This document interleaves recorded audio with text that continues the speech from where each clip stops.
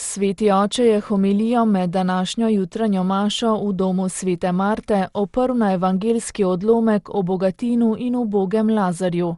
Povabil je, naj prosimo Gospoda za milost, da bi vedno videli Lazarje, ki so pred našimi vrati in trkajo na naše srce. Jezus v današnjem evangeliju pripoveduje priliko o bogatem možu, ki se je oblačil v škrlat in tančico ter se vsak dan obilno gostil.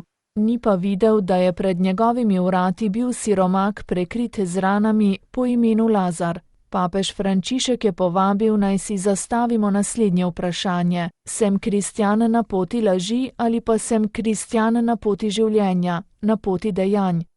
Ta bogatin iz evangelija je poznal zapovedi. Zagotovo je vsako soboto odhajal v sinagogo in enkrat na leto v tempelj.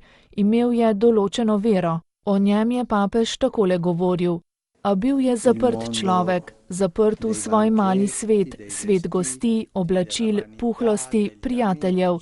Človek zaprt v milni mehurček puhlosti. Ni zmogel gledati onkraj, ampak samo svoj lastni svet. Ta človek se ni zavedal, kaj se dogaja zunaj njegovega zaprtega sveta. Ni razmišljal na primer o potrebah mnogih ljudi ali o spremljanju bolnikov. Mislil je samo nase, na svoje bogastvo, na svoje dobro življenje. Posvečal se je dobremu življenju.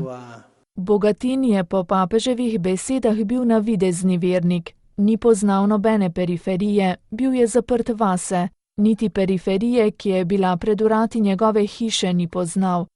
Hodil je po poti laži, kajti zanašal se je samo nase, na svoje stvari, ni se zanašal na Boga. Bil je človek, ki ni zapustil dediščine, ni zapustil življenja, kajti bil je zaprt samo vase.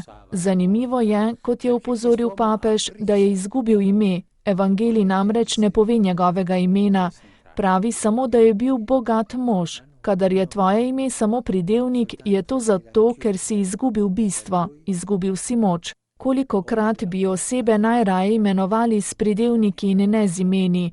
Ta je bogat, ta ima oblast, ta lahko vse stori, ta je duhovnik, karierist, ta je škof karierist. A sprašujem se, je nadaljeval papež in pri tem mislil na bogataša iz evangelija, ali Bog, ki je oče, ni bil usmiljen s tem človekom, ali ni potrkal na njegovo srce in ga ganil,